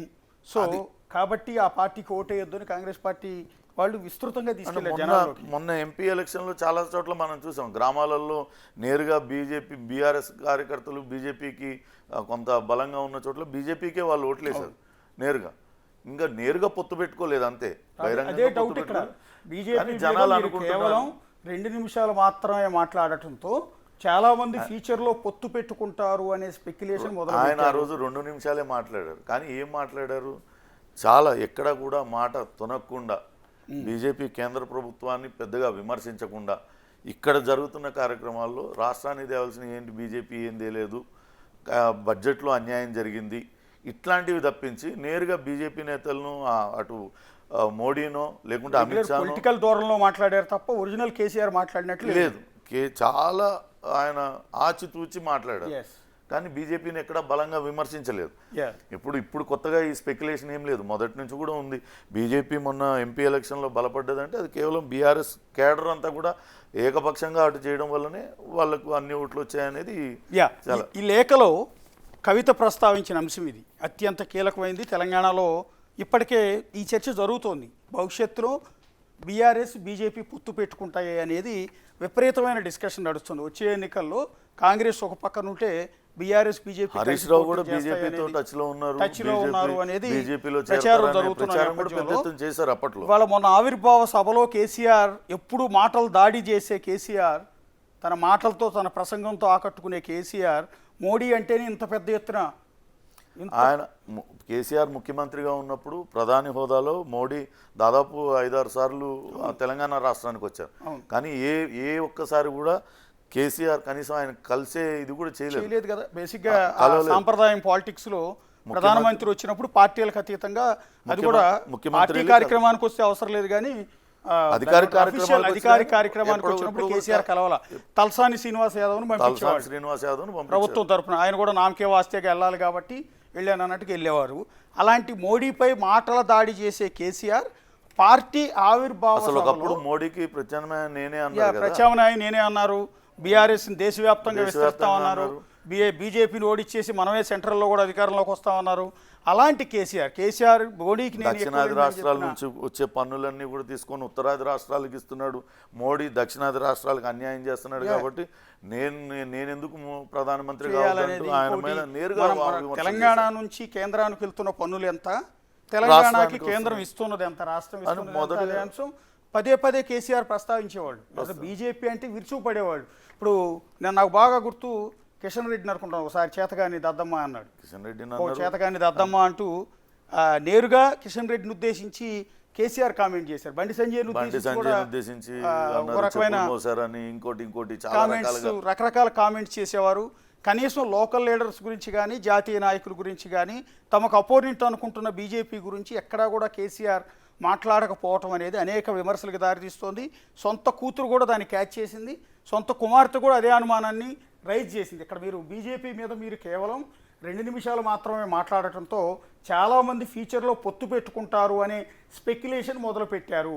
పర్సనల్గా నాకు కూడా ఇంకా బలంగా మీరు మాట్లాడాలని ఉండే, నేను సఫర్ అయ్యాను కదా అందుకని కావచ్చు, బట్ మీరు ఇంకొంచెం బీజేపీని టార్గెట్ చేయాల్సిందేమో డాడీ. సో ఇది ఒక సజెషన్, బయట జరుగుతున్న ప్రచారం చెప్పే ప్రయత్నం. సో ఇది నేరుగా ఈ లెటర్ ఎందుకు రాసిందన్న డౌట్ మీకు అందరికీ సహజంగా రావచ్చు. మేము స్టార్టింగ్లో కూడా చెప్పాము, ఇప్పుడు కూడా చెప్తున్నాం. లెటర్ ఎందుకు రాసింది కవిత అంటే ఇదిగోది ఇలాంటి మాటలు మీరు బీజేపీతో పొత్తు పెట్టుకుంటారేమోనన్న ప్రచారం అన్న అంశం కేసీఆర్కి చెప్పడానికి ఎంత ధైర్యం కావాలి? పార్టీలో ఏ లీడర్ అన్నా చెప్పే గట్స్ ఉంటాయా? అది కేసీఆర్ కూతురు కవితకైనా, కేటీఆర్కైనా, హరీష్ రావుకైనా ఎవ్వరికి కూడా ఇలాంటివి చెప్పే గట్స్ లేవు. రాజకీయాలు ఆయనకి చెప్పే అంత స్థాయి కూడా లేదు కాబట్టి లేఖ రూపంలో ఆమె చెప్పుకునే ప్రయత్నం చేసింది తండ్రికి. సో పార్టీని సరిదిద్దాలి, ఈ రకమైన ప్రచారం ఉంది అనేది, బీజేపీతో పొత్తు పెట్టుకుంటున్నారన్న అంశం తండ్రికి తెలియాలి, పొత్తు పెట్టుకుంటున్నారన్న ప్రచారం జరుగుతున్న విషయం తండ్రికి తెలియాలి అన్న ఉద్దేశంతో ఈ లేఖలో రాశారు. Next page. ఎస్, కాంగ్రెస్ మీద గ్రాస్ రూట్స్లో ఫెయిత్ పోయింది, బీజేపీ ఆల్టర్నేట్ అవుతుందేమోనన్న ఆలోచన మన కేడర్ ఎక్స్ప్రెస్ చేస్తున్నారు. ఎమ్మెల్సీ ఎలక్షన్స్లో మనం పోటీ చేయకుండా బీజేపీకి హెల్ప్ చేశామనే మెసేజ్ కాంగ్రెస్ బలంగా తీసుకెళ్ళింది. మొన్న ఉపాధ్యాయ సంఘాలకు సంబంధించిన ఎమ్మెల్సీ అయింది, అట్లనే పట్టభద్రుల ఎమ్మెల్సీలు అయినాయి, హైదరాబాద్ ఎమ్మెల్సీ. ఎక్కడ కూడా బీఆర్ఎస్ పోటీ చేయలేదు. ఈసారి పోటీకి మేము దూరంగా ఉంటున్నాం. ఎంపీ ఎలక్షన్లో ఏం జరిగిందో ఇప్పుడు ఎమ్మెల్సీ ఎలక్షన్లో కూడా అదే జరిగింది. ఎందుకు పోటీ చేయలేదు? ఇప్పుడు ఎందుకు పోటీ చేయలేదంటే తగినంత బలం లేదు, ఓడిపోతే మళ్ళీసారి ఇప్పటికే ఓడిపోయారు. పార్టీ ఎమ్మెల్యేలు పార్టీ మారారు, కార్యకర్తలందరూ నైరాశ్యంలో ఉన్నారు. ఇటువంటి టైంలో ఎమ్మెల్సీ ఎలక్షన్లో కూడా ఓడిపోతే చాలా ఇబ్బందికర పరిస్థితి. కార్యకర్తలు ఇప్పుడే నైరాశ్యంలో ఉన్నారు. ఇగో బీజేపీ ఆల్టర్నేట్ అవుతుందేమో అన్న ఆలోచన క్యాడర్లు ఎక్స్ప్రెస్ చేస్తున్నారంటే బీజేపీ ఆల్టర్నేట్ అవుతుందని కేసీఆర్, ఇప్పుడు బీఆర్ఎస్ అంటేనే తెలంగాణ అంటేనే కేసీఆర్ అనుకునే వాళ్ళు, వేరే ఆలోచన కార్యకర్తలు అంత బలంగా ఉన్న వాళ్ళు, వాళ్ళకి ఆలోచన వచ్చిందంటే ఏంటి అర్థం? మీరే స్వయంగా వాళ్ళని దానికి ఓటేయమని చెప్పుంటారు కదా. ఎంపీ ఎలక్షన్స్లో బీజేపీకి పరోక్షంగా హెల్ప్ చేశారు అనేది కవిత రైజ్ చేసిన పాయింట్. అండ్ దెన్ ఇప్పుడు ఎమ్మెల్సీ ఎలక్షన్లో మనం పోటీ చేయకుండా బీజేపీకి హెల్ప్ చేసామన్న మెసేజ్ కాంగ్రెస్ బలంగా తీసుకెళ్ళింది అనేది, కాంగ్రెస్ దానివల్ల నష్టం జరిగింది అని. నిజంగానే కాంగ్రెస్ ఇప్పుడు మనం చూసుకుంటే ఇక్కడ కరీంనగర్ ఈ పట్టభద్రుల దానికి కాంగ్రెస్ పార్టీ ఒక ఆయన్ని all force Narender Reddy somebody ఎవరినో పెట్టారు. అదే స్థానానికి బీజేపీ నుంచి ఇంకో ఆయన పోటీ చేశాడు. వాస్తవానికి నరేందర్ రెడ్డి గెలుస్తాడనే ఇది ఉంది, కానీ బీఆర్ఎస్ ఓట్లతోనే అక్కడ బీజేపీ ఎమ్మెల్సీలు అనేక చోట విజయం సాధించారు. బీఆర్ఎస్ ఓట్లు ఖచ్చితంగా అటువైపు టర్న్ అయ్యాయి, దానిలో ఏమీ మొహమాటం లేకుండానే చెప్పాలి. అంటే నన్ను ఇబ్బంది పెట్టి నేను నెలల పాటు జైల్లో పెట్టిన పార్టీకి మీరు పరోక్షంగా ఎలా సపోర్ట్ చేస్తారన్న ఆవేదన ఇక్కడ ఆవిడ మాటల్లో చాలా క్లియర్గా కనపడుతోంది. ఇందాక కూడా ఒక లైన్ ఉంది కదా, నేను సఫర్ అయ్యా కదా, మీరు బీజేపీని టార్గెట్ చేస్తే బాగుండేది. ఇది అంటే రాజకీయాలలో ఎవరు శాశ్వత మిత్రులు శాశ్వత శత్రువులు. ఇప్పటికీ మనం కొంతవరకు ఓటమి పాలయం. రాబోయే ఎన్నికల్లో తిరిగి మరోసారి పోటీ చేయాలి. కార్యకర్తలందరూ నైరాశ్యంలో ఉన్నారు. అటువంటి సమయంలో కేంద్రంలో బలంగా ఉంది బీజేపీ. ఇప్పుడు నిన్న మొన్న పహల్గాం దాడి తర్వాత మళ్ళీ అటు పాకిస్తాన్ పైన దాడి, ఇవాళ ఉదయం కూడా రాజస్థాన్లో ఎక్కడో మాట్లాడారు నరేంద్ర మోడీ, చాలా అగ్రెసివ్గా మాట్లాడారు. అదంతా కూడా క్యాడర్లో విపరీతమైన పాజిటివ్ పెరుగుతూ ఉంది. వాళ్ళందరికీ కార్యకర్తల బలం పెరుగుతూ ఉంది. వాళ్ళకి విపరీతమైన ఆదరణ లభిస్తుంది. ఖచ్చితంగా వీళ్ళ అవసరం ఉంటుంది. రాజకీయాలలో ఈయన పొత్తులు పెట్టుకోవడంలో అందులో కేసీఆర్ మామూలు ఇది కాదు. మొదట ఎన్నికల్లో అప్పుడు గెలవంగానే పోయి కాంగ్రెస్ పార్టీలో విలీనం చేస్తున్నారు, అది మానేశారు. తర్వాత బీఆర్ఎస్తో ఎలక్షన్లు కాగానే వెళ్ళి బీఆర్ఎస్తో బీజేపీతో కలిశారు. అక్కడికి వెళ్ళి ఇంకా ఎవరితోని ఇది కాకుండా తిరిగి మరోసారి కలిసినా ఆశ్చర్యపోనవసరం లేదు. అదే డౌట్. ఎమ్మెల్సీ ఎలక్షన్స్లో మనం పోటీ చేయకుండా బీజేపీకి హెల్ప్ చేసామన్న మెసేజ్ కాంగ్రెస్ బలంగా తీసుకెళ్ళింది. ఆటోమేటిక్గా అధికారంలో ఉన్న పార్టీ మొన్న అపోనెంట్ కాబట్టి ఆ పార్టీ బీజేపీకి బీఆర్ఎస్కి మధ్య ఉన్న సంబంధాలను ఎండగట్టే ప్రయత్నం, జనాల్లోకి తీసుకెళ్లే ప్రయత్నం. మీరు ఇటు గతంలో అక్కడ ఓటింగ్ శాతం ఎంత అయింది, బీఆర్ఎస్ ఓటింగ్ శాతం ఎంత, బీజేపీ ఓటింగ్ శాతం ఎంత, కాంగ్రెస్ ఓటింగ్ శాతం ఎంత, ఇప్పుడు బీజేపీకి వచ్చిన ఓటింగ్ శాతం ఏంటి? బీజేపీకి అంత స్థాయిలో ఓట్లు పెరిగాయంటే అది ఎక్కడి నుంచి వస్తాయి? కాంగ్రెస్కి అయితే కాంగ్రెస్ ఓట్లే పడ్డాయి. బీఆర్ఎస్ ఓట్లు బీజేపీకి పడితేనే కదా దాని పెరిగేది, దాని శాతం పెరిగేది. Yes, at least now we can hold a plenary for 1 or 2 days. Here has many opinions from cadre. Okay, ఇది నెక్స్ట్ కొంచెం ఈ విషయం సీరియస్గా థింక్ చేయండి. Sorry for a long letter అన్నారు. ఇంకో పేజ్ ఉంది కదా, ఒకసారి ఇంకో పేజ్ ఉంది. ఇది కూడా ఒక మంచి సూచనే అని భావించాలి. ఏది సభ తర్వాత ఒక 2 రోజులు ప్లీనరీ పెట్టి కార్యకర్తలు నాయకులు ఏమనుకుంటున్నారు వీలైనంత మంది ఎక్కువ వాళ్ళ అభిప్రాయాలన్నీ తెలుసుకుంటే తర్వాత దిశానిర్దేశం చేయడానికి బాగుంటుంది కదా. చాలా మంది మీతో ఫోటో దిగాలని చేయగలపాలని అంటుంటే చాలా హార్ట్ వార్మింగ్ గా అనిపించింది. ZPTC, ZP chairman, MLA level leaders చాలా మంది మీకు యాక్సెస్ దొరకట్లేదని బాధపడుతున్నారు. సెలెక్టివ్ యాక్సెస్ అని ఫీల్ అవుతున్నారు. Kindly reached out to everyone. ఇది ఉందా? ఇది నిజమేనా? ఎర్రవల్లి ఫామ్ హౌస్ కి పార్టీ లీడర్లు ఓడిపోయిన తర్వాత కూడా కలవట్లేదు. ఓడిపోయిన తర్వాత కొంతవరకు కలిసే ప్రయత్నం చేస్తున్నారు. నియోజకవర్గాల వారీగా అక్కడ మీటింగ్ ఏర్పాటు చేసుకున్నారు. ఒకసారి హైదరాబాద్కు సంబంధించిన ఎమ్మెల్యేలు అందరూ వెళ్ళారు. కొంతమంది ఎమ్మెల్యేలు వెళ్తూ వస్తూ పోతూ ఉన్నారు. ఇది అధికారంలో ఉన్నప్పుడు కానీ అధికారం పోయినాక కూడా పెద్దగా లీడర్లతో అధికారంలో ఉన్నప్పుడు మంత్రులు కూడా కలిసే అవకాశం లేదు కదా. ఇప్పుడు కూడా అదే స్థాయిలో ఉంది. అక్కడ ఆయన అనుకుంటే వెళ్ళి కలవాలి తప్పితే నేను వెళ్ళి కలవాలి అనుకుంటే కలవరు. అంటే ఎమ్మెల్యేను సెలెక్టెడ్ ఏమంటారంటే ZPTC, ZP chairman, MLA level leaders కూడా చాలా మంది మీ యాక్సెస్ దొరకట్లేదని బాధపడుతున్నారు. సెలెక్టివ్ యాక్సెస్ అని ఫీల్ అవుతున్నారు. Kindly reach out to everyone. అది వాస్తవమే కదా. సెలెక్టివ్ గా కొంతమందికి మాత్రమే మీరు యాక్సెస్ ఇస్తున్నారు. ఈమె అనేది కాదు, ఈమెతో ఎవరో ఒకరు చెప్పుకుంటేనే కదా. మీ నాన్నగారిని కలవడానికి చాలాసార్లు ప్రయత్నించాము, కలవలేకపోయామని చెప్పుకుంటేనే కదా ఈమె రాసేది. ఖచ్చితంగా ఇది ఉంది. ఇప్పుడు ఓటమి పాలైన తర్వాత ఆయన గాయపడ్డారు, కొద్ది రోజులు చికిత్స తీసుకున్నారు. తర్వాత ఎర్రవల్లి ఫామ్ హౌస్కి వెళ్ళిపోయారు, అక్కడే రెస్ట్ తీసుకున్నారు. ఆ తర్వాత ఈ పొలిటికల్ యాక్టివిటీస్లో అసలు ఎప్పుడు కూడా ఆయన యాక్టివ్గా లేరు. తర్వాత పొలిటికల్ యాక్టివిటీ కొంచెం మొదలుపెట్టిన తర్వాత ఆయన ఎవరినైతే కలవాలనుకున్నారో వాళ్ళని పిలిపించుకొని కలవడమే తప్పించి ప్రతి ఒక్కళ్ళు నేను ఇప్పుడు ఒక నియోజకవర్గం ఎమ్మెల్యే వెళ్ళి కలవాలంటే అక్కడ యాక్సెస్ ఉండదు. అది ఆ విషయాన్ని కూతురే ఈమెతో ఎవరో చెప్పుంటేనే కదా చెప్పారు. అదే నేను అంటుంది అదేనండి. ఇప్పుడు ఒకటి బీజేపీతో పొత్తు పెట్టుకుంటామని బయట ప్రచారం చేస్తున్నారని, రెండోది బీజేపీ గురించి మీరు మాట్లాడకపోవటం తప్పని, రెండోది ఎమ్మెల్సీ ఎలక్షన్లో పోటీ చేయకుండా మనం బీజేపీకి సపోర్ట్ చేశామని. ఇది చాలా కీలకమైన అంశం. బీజేపీతో బీఆర్ఎస్ పొత్తు పెట్టుకుంటుందని కేసీఆర్ ఇలా ప్రచారం జరుగుతోంది అని కేసీఆర్కి నేరుగా చెప్పే ధైర్యం, గట్స్ ఎవరికన్నా ఉంటాయా? ఆ పార్టీలు ఎవరికన్నా చెప్పలేరు. పార్టీ పెట్టినప్పటి నుంచి ఇప్పటి వరకు ఉన్న నేతలు కూడా. తర్వాత ఇది మీరు ఎవరిని కలవట్లేదు, కొద్దిగా మీకు నచ్చిన వాళ్ళని మాత్రమే కలుస్తున్నారు, ఎవరికి అపాయింట్మెంట్ ఇవ్వటం లేదు, మీ ఫామ్ హౌస్కి ఎవరికి ఎంట్రీ లేదు, సో అందరినీ కలిస్తే బాగుంటుందని చెప్పే గట్స్ ఎవరికి ఉంటాయి? కేటీఆర్కి ఉంటాయా? హరీష్ రావు చెప్పగలడా? కవిత కూడా నేరుగా చెప్పలేదు. అందుకనే లేఖ రూపంలో కనీసం ఇప్పటికైనా మనం ఓటమి పాలైన తర్వాత అయినా ఈ ముద్ర నుంచి బయటపడదాం, జాగ్రత్త పడదాం, బీజేపీ ముద్ర నుంచి తుడిచేసుకుందాం, బీజేపీతో పొత్తు పెట్టుకోవట్లేదు అన్న సంకేతాన్ని జనాల్లోకి తీసుకెళ్దాం. చాలా మంచి సజెషన్ చేసింది. కానీ నేరుగా తండ్రికి చెప్పే ధైర్యం బహుశా ఉండకపోవచ్చు, కూతురు కాబట్టి. కేసీఆర్కి చెప్పే ధైర్యం ఎవరికీ ఉండదు. ఆ గడ్స్ ఆ పార్టీలో ఎవరికీ ఉండకపోవచ్చు. ఎందుకంటే ఫామ్ హౌస్లోకి ఎంట్రీ కూడా ఉండదు. విమర్శ కాదు, ఇది నిజం. విమర్శ కాదు, కూతురు కాబట్టి ఈమె వెళ్ళి మాట్లాడాలనుకుంటే మాట్లాడచ్చు తప్ప రాజకీయపరమైన అంశాలు గురించి, బీజేపీతో పొత్తు గురించి, బయట జరుగుతున్న ప్రచారం గురించి నేరుగా తండ్రికి, పార్టీ అధ్యక్షుడైన కేసీఆర్కి చెప్పే ధైర్యం బహుశా కవిత. రాజకీయ చాణక్యత కూడా ఆయనకు చాలా ఉంటుంది, రాజకీయ చతురత కూడా చాలా. ఆయన తీసుకునే నిర్ణయాలన్నీ అనూహ్యమైన నిర్ణయాలు.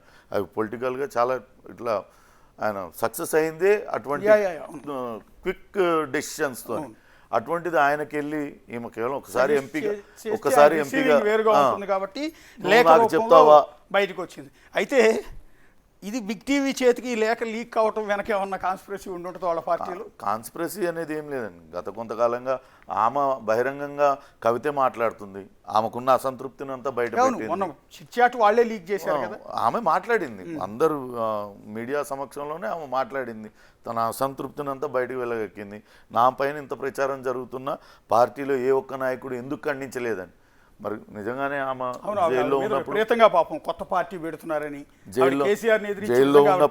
జైల్లో ఉన్నప్పుడు కేటీఆర్ పాపం ఆమెను తీసుకురావడానికి ఆయన ఎన్నిసార్లు ఢిల్లీ తిరిగాడు, అక్కడ న్యాయ నిపుణులతో చర్చించాడు. హరీష్ రావు వెళ్ళారు, ఇంకా మిగతా వాళ్ళు కూడా చాలామంది వెళ్ళారు. రకరకాలుగా ఆమెను తీసుకురావడానికి, బయటకు రావడానికి చాలా ప్రయత్నాలు చేశారు. వచ్చాక కూడా చాలా వాళ్ళందరూ చాలా అనుబంధం అనేది కనిపించింది. కానీ ఇటీవల కాలంలో ఏంటంటే రకరకాల నిజమా కాదా అనేది కాదు, రకరకాల ప్రచారాలు. ఈమె పొలిటికల్గా యాక్టివ్గా ఉండొద్దు, ఈ లిక్కర్ స్కామ్ మరక అనేది కొంతవరకు పార్టీలో నెగిటివ్గానే పోయింది. అది ఎన్నికల్లో ఎఫెక్ట్ చూపించింది. సో అంతవరకు కొంచెం వెనక్కి పక్కన పెట్టాలి. సీటు కూడా రాలేదు అంటే కవిత ఎఫెక్ట్ చాలా ఎక్కువగా ఉంది రకరకాలుగా. అండ్ దెన్ అది కూడా లిక్కర్ కేసులో ఒక మహిళ అరెస్ట్ కావడం పార్టీకి చాలా తీవ్రమైన నష్టాన్ని చేకూర్చింది. ఇది టోటల్గా నాన్నకు లేఖతో, నాన్నకు కూతురు రాసిన లేఖ, 6 పేజీల సుదీర్ఘ లేఖ. ఆ లేఖలో అనేక అంశాలు ప్రస్తావించారు. పార్టీలో జరుగుతున్న లోపాలను ప్రస్తావించే ప్రయత్నం చేశారు, పార్టీలో జరుగుతున్న తప్పులను చెప్పే ప్రయత్నం చేశారు, బీజేపీతో పొత్తు అంశం గురించి ప్రస్తావించారు, తండ్రికి ఒక సలహా ఇచ్చారు. సో ఈ లెటర్ని బిగ్ టీవీ సంపాదించింది. సో ఇది దస్తూరి, ఆవిడ స్వయంగా చేతులతో ఆవిడ రాసిందేనని డిక్లేర్ చేసుకున్న తర్వాత మనం ఇది టెలికాస్ట్ చేయడం అనేది జరిగింది. ఇందులో ఎక్కడా కూడా కవితని కానీ, బీఆర్ఎస్ పార్టీని కానీ, కేసీఆర్ని కానీ తక్కువ చేసే ఉద్దేశం కానీ, కించపరిచే ఉద్దేశం అంతకన్నా లేదు. ఉన్న వాస్తవం ఆ లేఖలో ఆవిడ మెన్షన్ చేసిన అంశాలను మాత్రమే ఒక న్యూస్ ఛానల్గా మేము మీ అందరి దృష్టికి తీసుకొస్తున్నాం. చూస్తూనే ఉండండి బిగ్ టీవీ.